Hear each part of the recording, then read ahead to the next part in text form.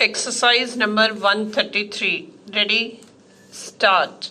Sir, I rise today to participate in the debate on motion of thanks on President's address with a deep sense of disquiet.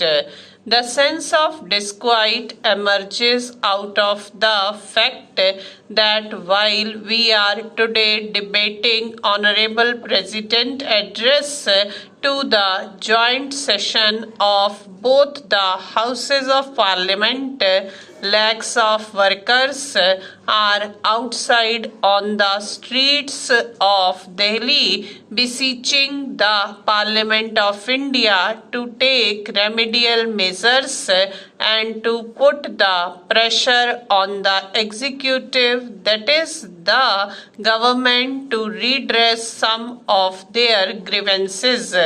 Lakhs of people are on the streets. Sir, they have not come here out of any desire to see Delhi. They have not come here on any sightseeing. They left their families and traveled thousands of miles, and that is why I am raising this to be here in order to tell us that living conditions of our people are abysmally deteriorating.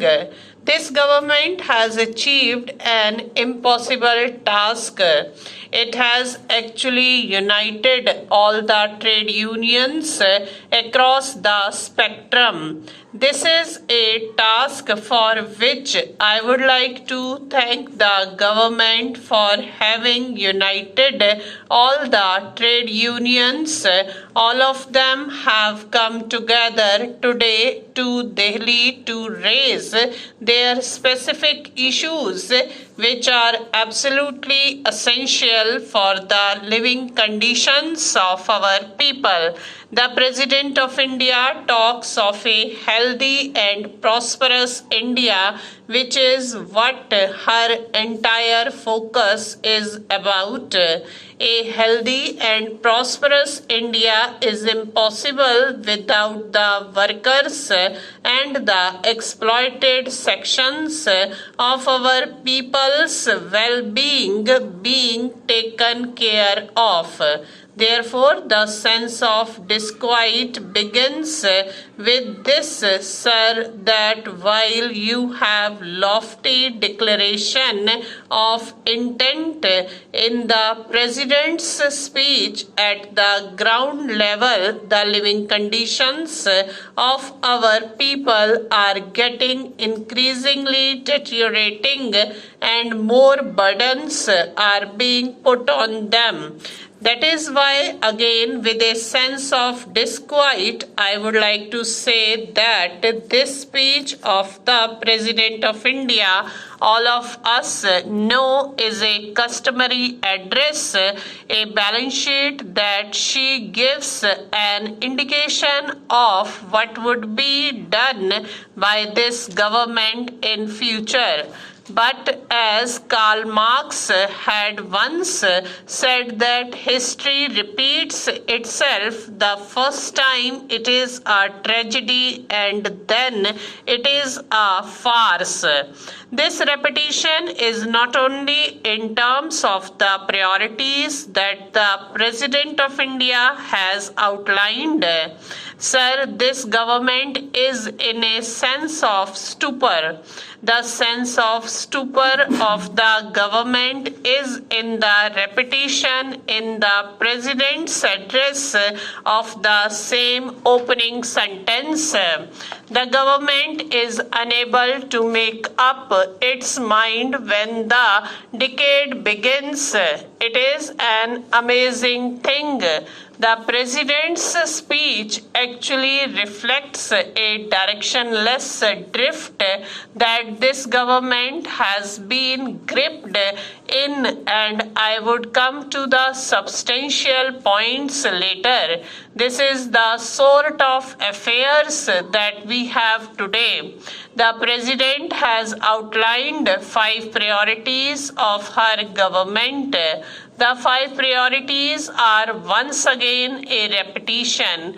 The first one is to combat inflation and particularly to protect the common man from the impact of rising food prices.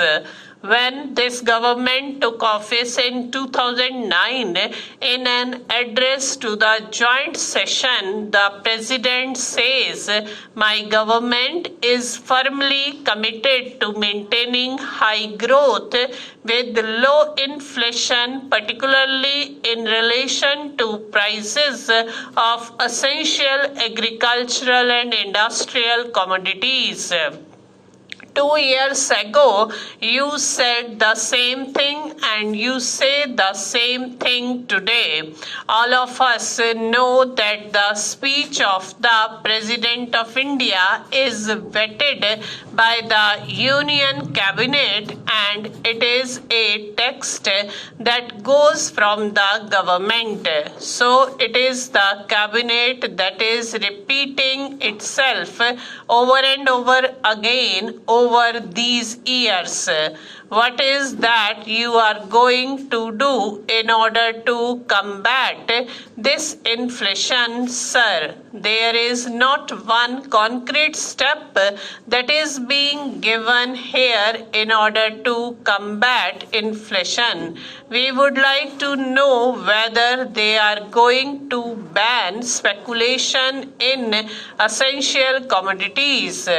It has reached to the tune of 15 lakh crores of rupees a year. The value traded in the forward trading and commodity exchange is today 1.5 times the value of your annual budget. Why would anybody put value in speculative trading unless he makes a profit out of this speculative trading? On that, there is not even a word in the President's address. Unless prices rise, they cannot make their profits, and unless you ban the speculative trading, it is impossible to control this runaway inflation. Sir, this situation must change and our farmers must benefit. Animal husbandry and agricultural production must increase. Wastage must reduce. Inflation must decrease. And consumers should get quality products in cheap rates. If there is more production and more competition in the retail field, naturally prices will drop. And since India is a manufacturing hub and we have cheap skilled labor and natural resources, most of these companies are going to set up small scale manufacturing units in the country. Stop.